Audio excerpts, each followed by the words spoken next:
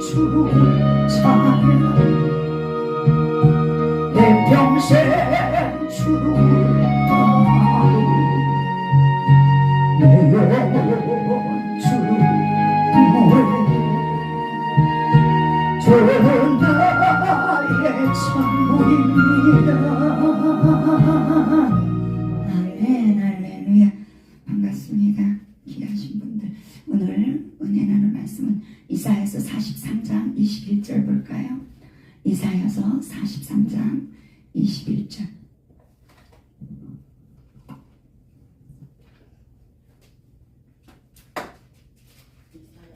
이사야서 43장 1019쪽이네요. 제 거는 1019쪽 1020쪽 구약성경 21장입니다. 아니 43장 21절. 저도 정신이 없네. 네, 같이 합독합니다. 이 백성은 나를 찬송하게 하려 함이니라. 할렐루야. 아멘. 하나님께서 인간을 지으신 이유가 뭐라고요? 하나님을 찬송을 부르게 하시기 위해서 인간을 지으셨대요. 그래서 저는 찬양할 때 우리는 늘 전쟁이에요. 영적 전쟁. 예배 시간에는 더 치열합니다.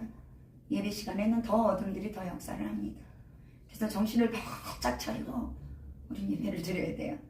저는 그걸 알기 때문에 찬양할 때도 정신을 그리고 이 손뼉 치는 게 엄청 큰 위력이 있어요. 이 손뼉 이거 어둠 들으면 이 손뼉 치는 소리를 엄청 싫어합니다.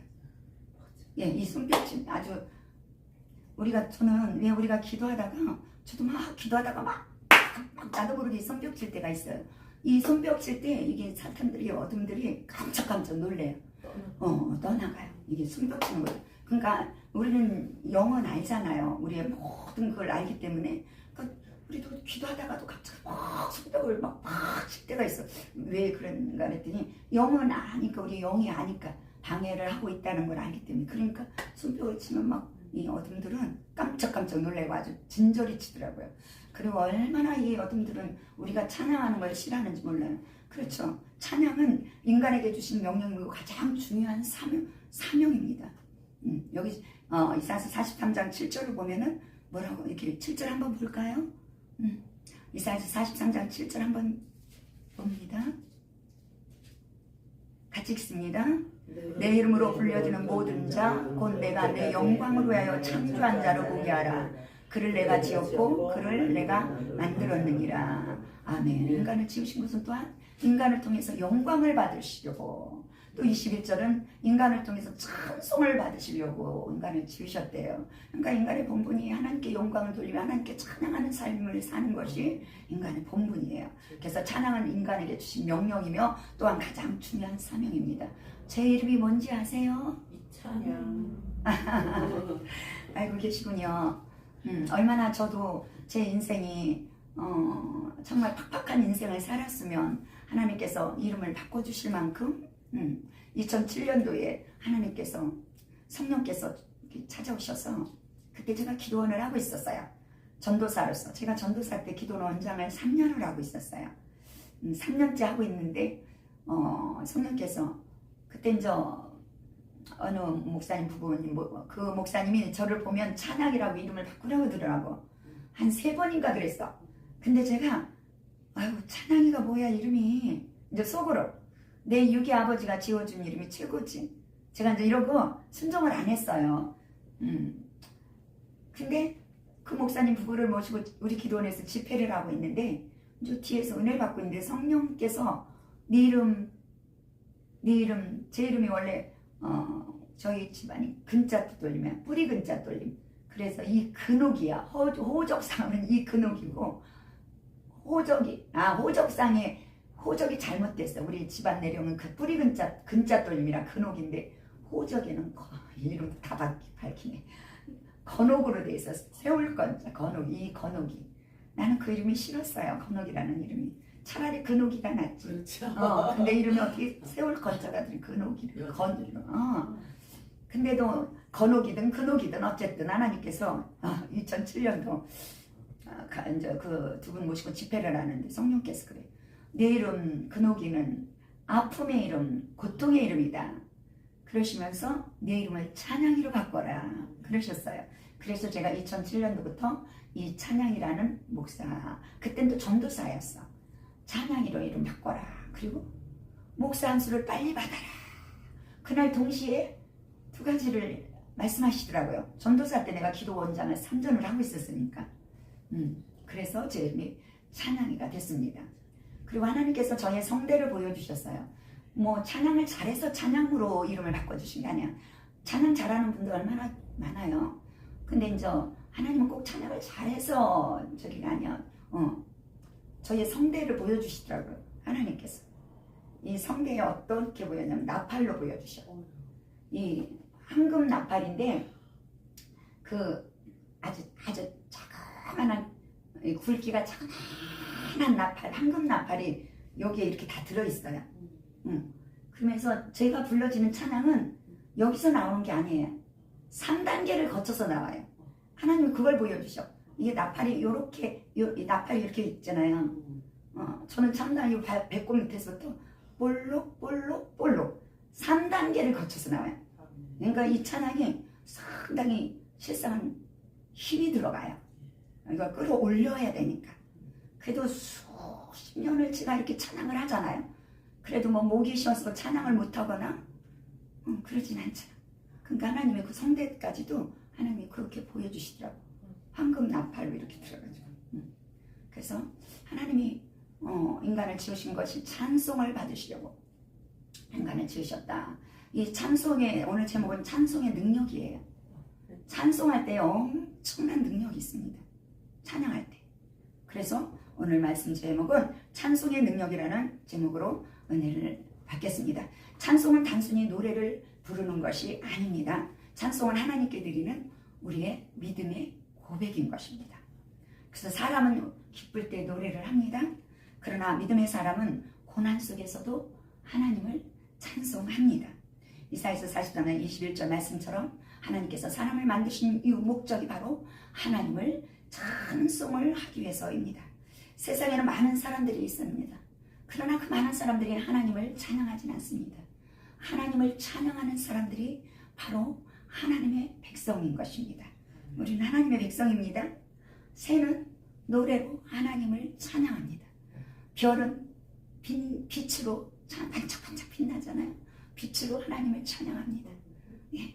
또 자연들은 질서로 하나님을 찬양합니다. 정말 그렇습니다.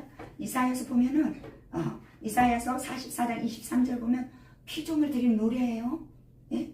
여호와께서 이 일을 행하셨나니 하늘아 노래할지어다. 땅의 깊은 곳들아 높이 부를지어다. 산들과 산림과 그 가운데 모든 나무들아 소리내어 노래할지어다. 그래서 나무들아 소리내어 노래할지어다. 이사야서 44장 23절에 그렇게 피조물들도 노래합니다. 할렐루야. 아멘. 믿으십니까? 아멘. 저는요 집 살 때 새벽 기도를 열심히 다녔어요.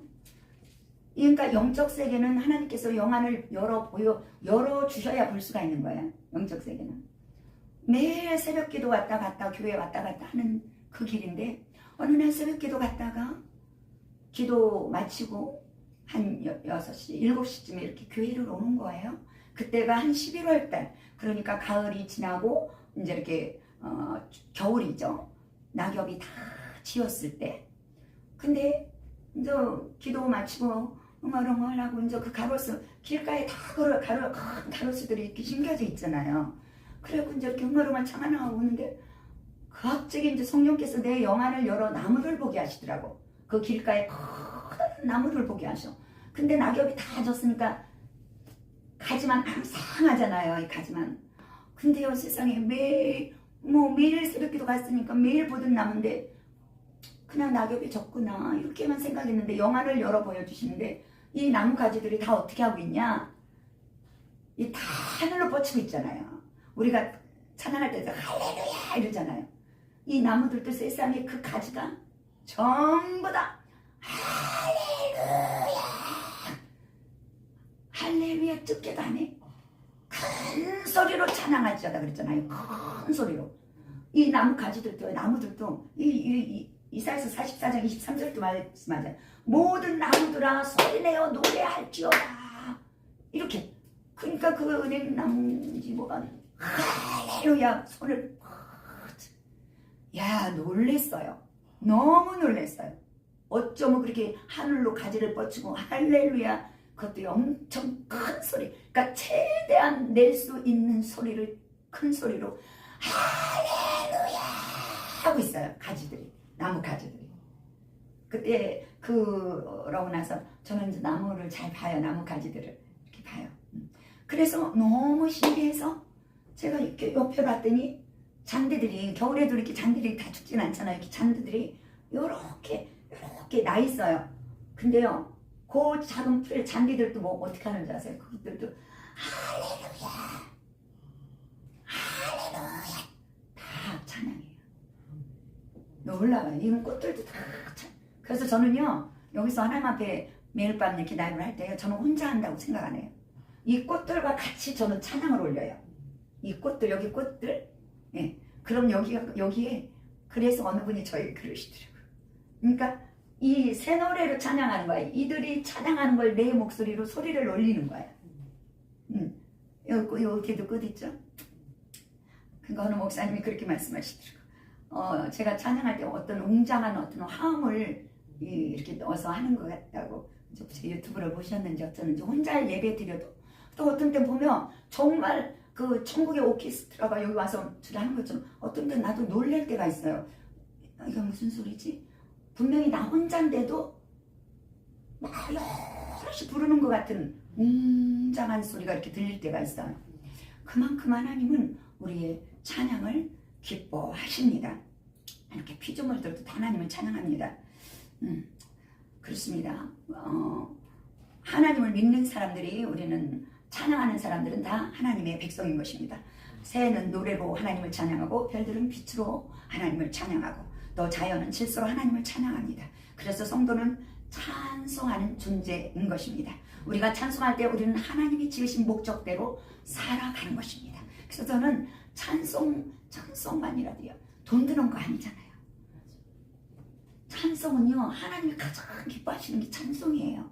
어디서 그렇게 말씀하셔요? 시편 69편 30절에서 31절에 그렇게 말씀하셔요. 시편 69편 30절 31절 여기 보면 내가 노래로 하나님의 이름을 찬송하며 감사함으로 하나님을 위대하시다 하리니 이것이 황소를 드림보다 뿔과 굽이 있는 수수를 드림보다 여호와를 더욱 기쁘시게 한다. 뭐가요? 우리의 입술의 찬송이, 우리가 생각할 땐 황소 한 마리가 더 크잖아요.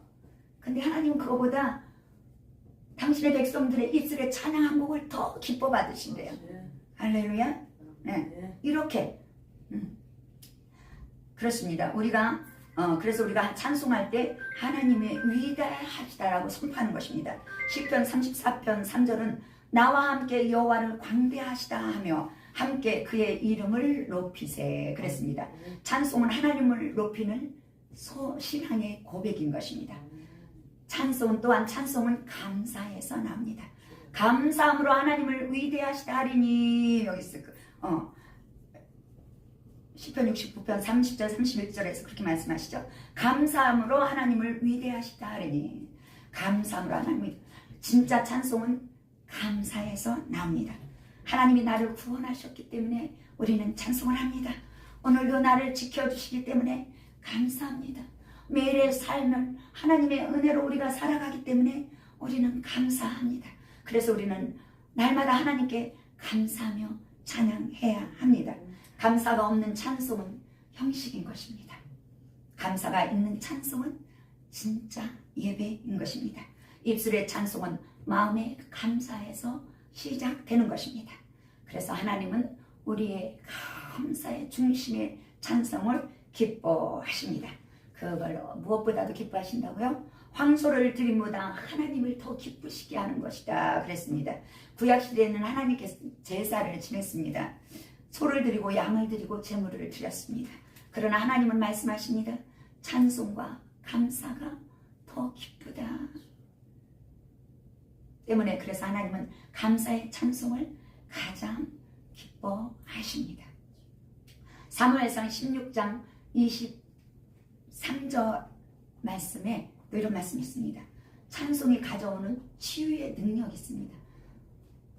사무엘상 16장 23절 한번 보세요. 어떤 치유가 일어나는 거예요.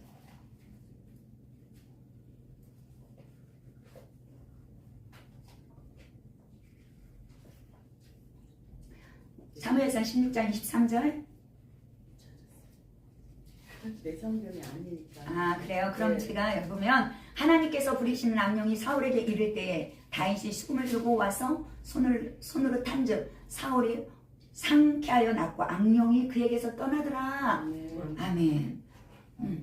찬송의 능력이 이렇게 대단합니다. 사울에게 악령이 들었잖아요. 불순종함으로 하나님이 부리신 악령이 사울왕을 괴롭게 했습니다. 오늘날도 얼마나 많은 어둠들이 사람을 괴롭힙니까? 오늘날도 영적으로 보면 많은 사람들이 그 어둠에 사로잡혀 있는 영혼들 참으로 많습니다. 그 어둠에 사로잡혀서 고통 가운데 있는 분들도 참 많습니다. 제가 어떤 목사님인데 어디 기도원을 가셨대요. 어디 기도원을 가셨는데 거기서 몰라 거기 갔다 와서 본인 말이 그래. 거기 갔다 오셔서 그렇게 어둠에 막 사로잡혀서 엄청 고통스러워 하시더라고요. 진짜 그냥 우린 이해를 못해. 그분이 고통스러워서 이렇게 저기 하는데 몰라. 왜 그거를 본인도 설명을 못하고 그 고통은 아무도 모른대.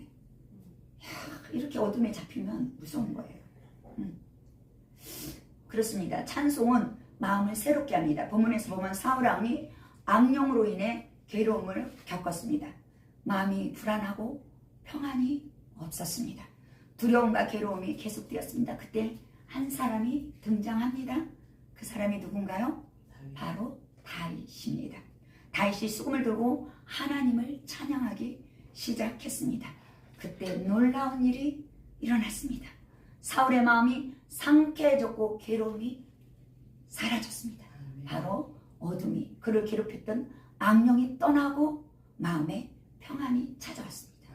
그러니까 이게 얼마나 놀라운 거예요. 이 찬양 그래서 저 늘 찬양 많이 하세요. 영육으로 아프신 분들, 병드신 분들 우리 육체의 질병도 이 어둠이 갖다 준 게 많습니다. 악한 원수마귀들이 우리의 마음과 생각과 영육을 잡고 치열해요. 치열해. 이 어둠들은 정말 치열할 만큼 우리를 괴롭힙니다. 그래서 우리가 깨어있지 않으면, 정신 차리지 않으면 다 잡혀.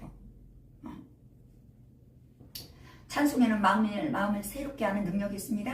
마음이 답답할 때, 걱정이 많을 때, 낙심이 올 때 찬송을 부르면 하나님께서 우리의 마음에 평안을 주십니다.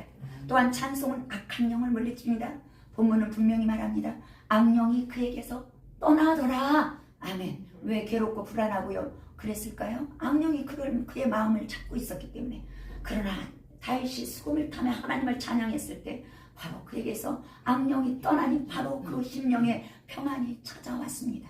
제가요 그 전에 밤에 한 번씩 우리 사는 집에서 가까운 산이 있었어요. 천마산이라고. 예전에 서구에서 살았는데 그 천마산이라고 산이 있었어요. 거기 이제 매일 밤 가면 사람들이 이렇게 기도하러 오셨어. 매일 밤 이렇게 저는 9시에 감고 9시에 가는데 밤 9시에.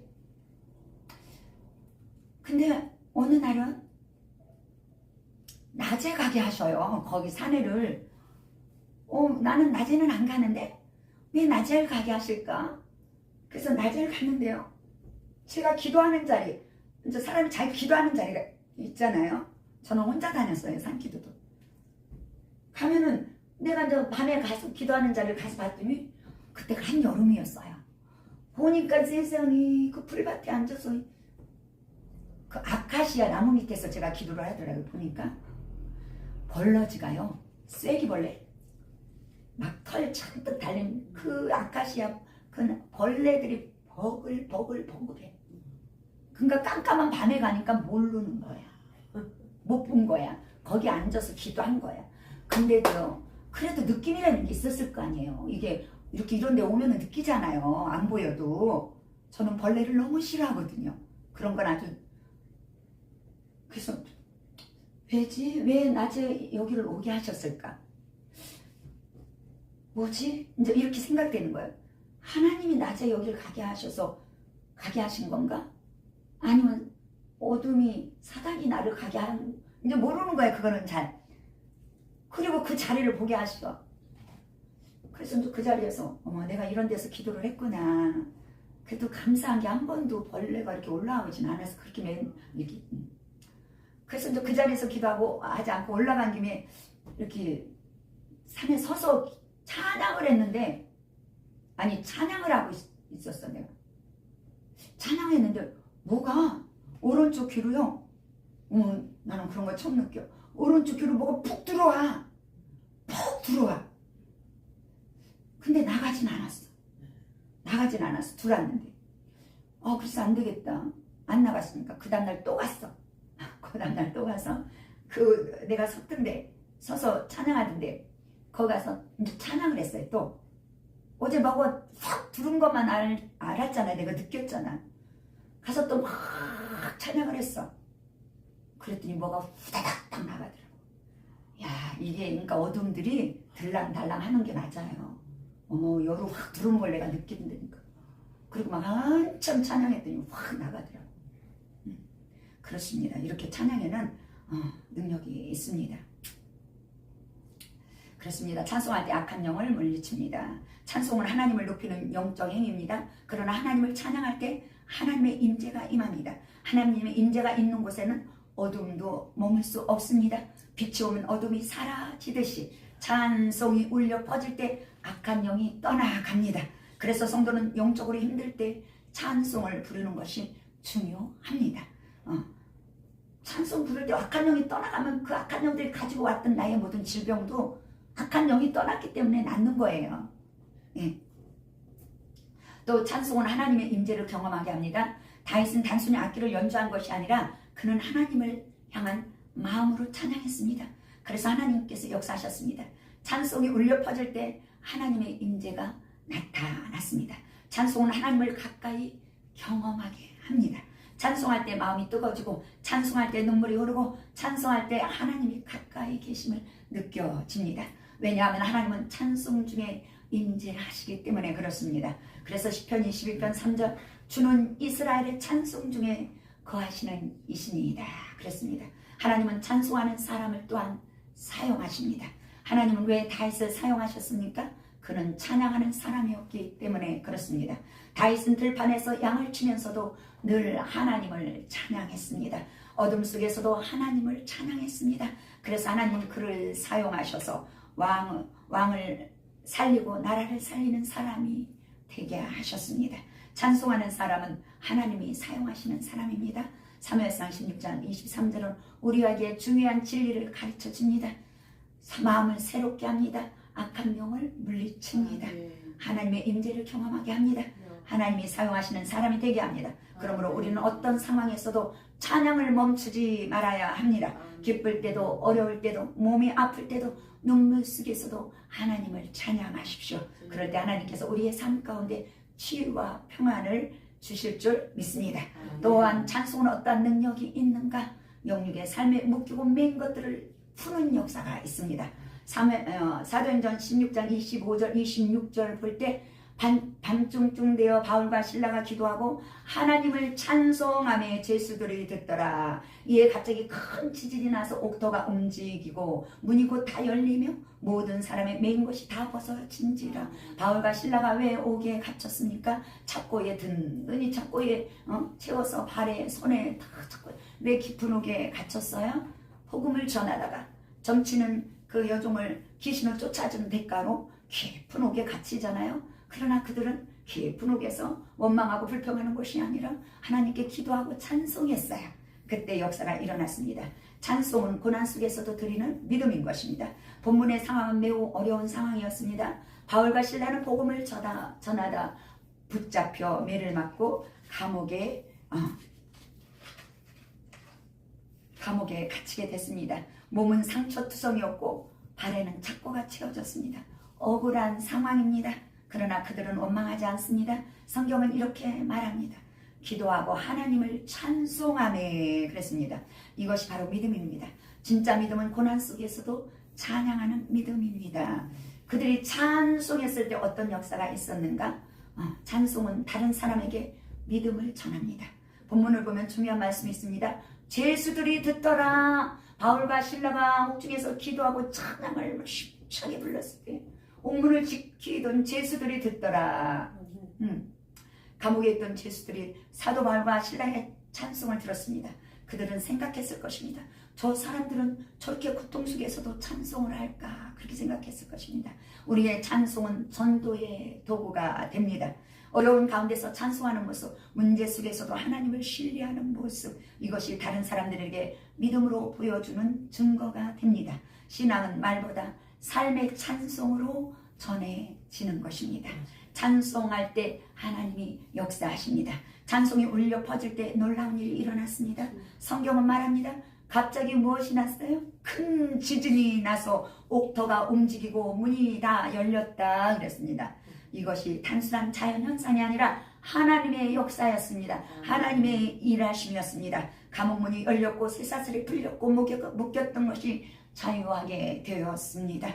찬송은 하나님의 능력을 경험하는 통로인 것입니다. 그래서 성도는 어둠 속에서도 찬송을 멈추지 말아야 합니다. 찬송은 묶인 것을 풀어줍니다. 본문에서 감옥문이 열리고 쇠사슬이 풀렸습니다. 이것은 영적으로 중요한 의미가 있는 것입니다. 찬송은 절망을 풀어줍니다. 두려움을 풀어줍니다. 낙심을 풀어줍니다. 우리 인생에는 보이지 않는 묶임들이 많이 있습니다. 걱정이 있습니다. 두려움이 있습니다. 많은 문제가 있습니다. 고통이 있습니다. 그럴 때 하나님을 찬양하십시오. 하나님께서 우리의 묶인 것을 풀어줍니다. 우리의 살다 보면 영육으로 막 문제가 묶임이에요. 우리 삶의 영육이 문제들, 살다 보면 많은 문제들이 있잖아요. 그게 묶임이야. 그때 우리 방법이 없어. 뭐 사람의 방법을 찾지 말고 찬송만 해도. 제가요 앞이 캄캄한 적이 있었어요. 제 인생 가운데서 똥줄 탄다 그런 시간들이 있었어요. 우리 권사님 들었나? 제가요 하나님이 이렇게 말씀이 길어지네. 하나님이 저에게 하나님이 말씀하셨는데 아파트에 사라고 해서 계약을 한 거야. 아주 성령의 임성에 이끌려서 막 이제 그렇게 해서 그런데 네가 계약하고 나니까 하나님이 네가 나를 믿으면 기적을 보리라. 돈 한 푼 없었어. 1,000만 원 가져가서 계약만 했어. 그러니까 성령이 이끌려 하나님이 하라고 하니까 한 거예요. 그러니 나머지 잔금하고 중도금이 필요하잖아요. 1,000만 원 그것만 계약금만 주시고 계약만 했으니까. 근데 계약하고 났는데 하나님께서 네가 나를 믿으면 기적을 보리라. 네가 나를 믿으면 기적을 보리라. 이제 한 달 후에는 중도금 4,000만 원이 들어가야 돼. 이제 벌써 오래전 얘기인데요. 그러니까 이제 매일 기도는 하지. 그리고 늘 네가 나를 믿으면 기적을 보리라. 기적을 보리라 그래. 근데 내일이면 이제 중도금 4,000만 원이 들어가는 날이에요. 근데 오늘 4만 원도 없어. 내일 4천이 있어야 되는데 4만 원도 없어. 근데 이제 그 전날 밤에 이제 돈이 한 푼도 없잖아. 내일 4천만 원이 중도금이 들어가야 되는데. 1,000만 원도 떼잖아. 돈을 못 내면 보증금도 떼야 되니까. 아이고. 그래갖고 내가 이제 그 당일날 오늘 이제 4천만 원을 내야 돼. 근데 돈이 어디 있어? 저쪽에서는 이제 빨리 갖고래는 거야. 이제 돈을 갖고래. 4천만 원. 12시쯤에 전화가 왔어. 죄송해요. 나 지금 없어요. 돈 없어요. 3시쯤이에요. 또 3시로 미루더라고 내가. 3시쯤이에요. 3시면 어디서 돈 떨어지냐고. 하늘에서 뚝 떨어지냐고. 돈이 어디 있어? 그래갖고 뭐 자존심도 뭣도 없어. 갖고 이제 또 이제 3시가 되니까 또 전화가 왔어. 빨리 중도금 보내세요. 막 전화가 온 거야. 4천만 원. 돈이 어디 있어? 그래서 내가 저요 돈 없어요. 저 1,000만 원 안 받을게요. 나 1,000만 원 그 계약금 안 받을게요. 내가 이랬어요. 그랬더니 안 된대. 안 된대. 나한테 4천을 받아야 그분도 이사 갈 집에 중도금을 줘야 된대. 그러니 어떻게 해요? 내가 1,000만 원 계약금 포기 안 돼도 안 된다는 거예요. 그럼 나보고 어떡하라고? 돈이 없는데 4천이 없는데 어떡하라고? 야, 나는 제 인생에 똥줄 탄다는 말이 그러니까 또 제 입에서 뭐라고 그러냐면 그럼요. 6시까지만 또 기다려주세요. 이래놓은 거예요. 6시까지만 또 기다려달래요. 왜냐면 그 계약금 1,000만 원 포기 안 돼도 안 된다니 어떡하냐고. 그래서 내가 그럼 6시까지만요. 그러고 나서 또 이제 자존심도 뭐 없어. 그때는 발등에 불이 떨어졌으니까 생각나는 사람들한테 전화를 해놓은 거예요. 누가 돈을 꿔줘요. 있어도 안 꿔주지. 그 돈 4,000원 큰 돈이에요. 벌써 18년 전 얘기야. 4,000.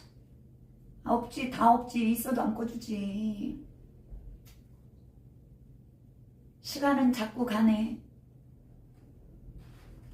6시까지 내가 기다리다라고 그랬잖아요. 5시 뭐 앉아 있을 수가 없어요. 내가 이 목을 보니까 시커매지는 것 같아. 얼마나 고통스러웠어. 왜냐면 내가 1,000만 원 포기한다고 했어. 그냥 그걸로 해약이 됐으면 차라리 마음이 편하잖아. 근데 안 된대잖아. 그것도 안 된다니까. 야, 나는 여기가 시커매지는 것들 너무 고통을 받으니까.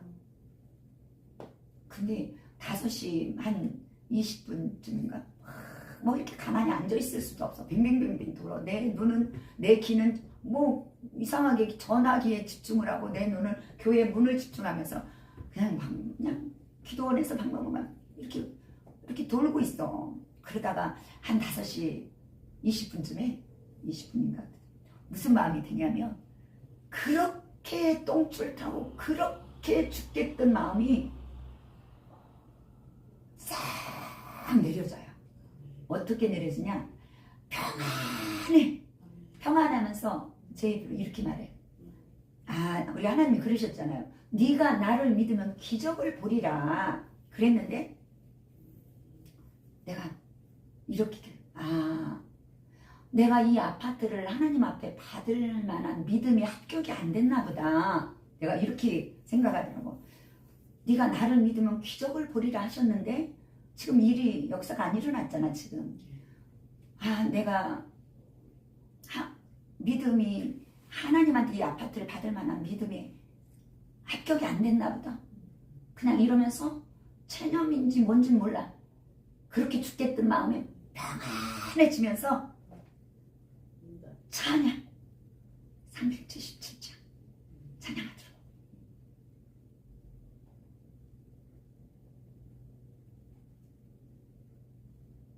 이게 왜 이렇게 됐어?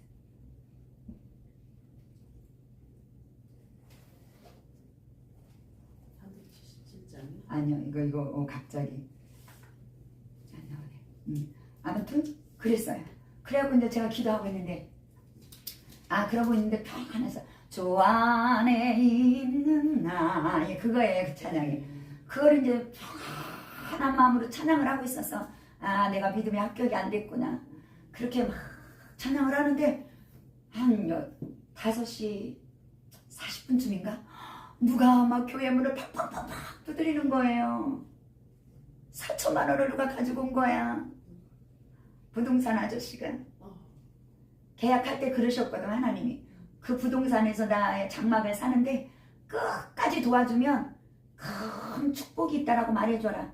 그리고 큰 헌금을 한 거나 마찬가지라고 말해줘라 그랬거든요. 그리고 정말 그 부동산에서 전부 다 그거를 급전을 빼갖고 오신 거예요. 그렇게 했고 그거 해결이 됐어요. 그러니까 제가 막 원망하고 원망하고 그때 막 그 원망이 나오더라고. 하나님 내가 언제 아파트 달라고 그랬어요. 왜 이렇게 나를 힘들게 하세요. 막 너무 죽겠으니까. 그러다가 그렇게 찬양을 하더라고. 그러니까 찬양하니까 찬양하고 나니까 문이 팡팡팡팡. 그래서 그 문제가 해결해졌어요. 그러니까 이만큼 우리가 어떤 영육의 삶에 문제가 있을지라도 그냥 육체에 질병이 있든 문제가 있을 때 우리는 하나님 앞에 찬양하세요. 찬양의 능력은 대단합니다. 바로 묶인 것들을 열고 풀리고 육체의 질병도 치유되고 그렇습니다. 내가 이 설교가 되게 긴데 이제 여기까지만 하겠습니다. 그렇습니다. 찬양할 때 우리가 찬양할 때 하나님은 그 문제들을 그 아픔들을 해결하세요. 문제들을 응답하시고 그렇습니다. 찬양의 능력이라는 제목으로 또 은혜를 나눴습니다. 찬양 많이 하십시오. 찬양은 하나님께서 황소 한 마리보다 더 기뻐하시는 것이 찬양입니다. 더 찬송의 삶을 사세요. 그것이 우리의 본분이야, 명령이고 우리가 해야 할 사명이에요. 하나님을 설교 끝입니다. 근데 갑자기 이게